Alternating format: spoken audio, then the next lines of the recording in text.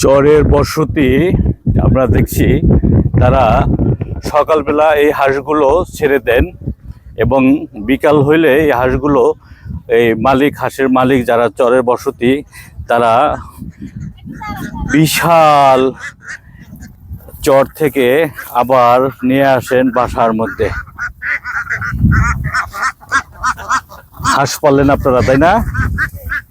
খুব সুন্দর। এদের কি খাওয়া? ওই চরে ছেড়ে দেন? হ্যাঁ, ধান খায়, চরে ধান খায়, আবার চর থেকে চলে আসে।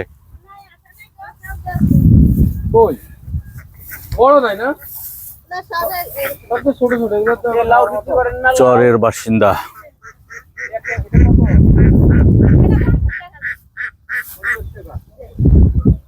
লাউয়ের দাম কম আছে, সমস্যা নাই, দাম কমই আছে। আপনি ঢাকা থেকে আসছেন? ঢাকা কোন জায়গায় আপু?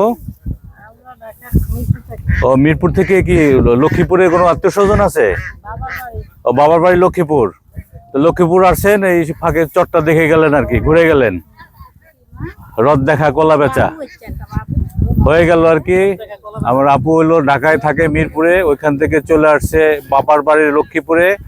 লক্ষ্মীপুর থেকে চর আলেকজান্ডার থেকে আব্দুল্লাহর চর ঘুরতে আসছে।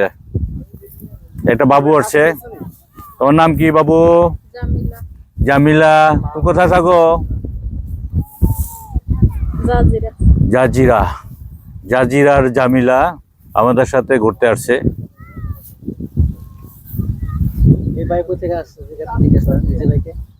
এই ভাই চিরসবুজ, অম্লান।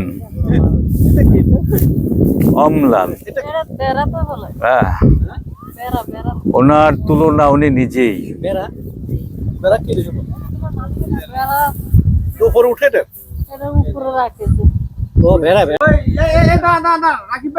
সকালে যে একটা ব্লগ করছেন না, এইরকম একটা ব্লগ করে আমরা সবাই একসাথে হাঁটি। এই খবর দিছে ওই রাকিব ভাইয়ের একটা ব্লগ করেন আমাদের, ওই বসিপুর ব্লগের মতো। এখন আছে হলো আলেকজান্ডার লাউ, কি কয়টা আব্দুল্লাহর চরে। এখন তো লাউ কিনছি, এটা বলো। লাউ কিনাতে আছে রামগঞ্জ কি আপনাদের নকল নথি? না না, নেমরে আমরা কেন রামগঞ্জ হইতে আইলেন? আপনি এখনো ঠিক আছে, ভালো থাকেন। একবারে ঢুকতে পারেন না। রাকিব ভাই ওই সকালের মতো একটা ব্লগ করেন আমাদের, হাঁটার একটা ব্লগ করেন।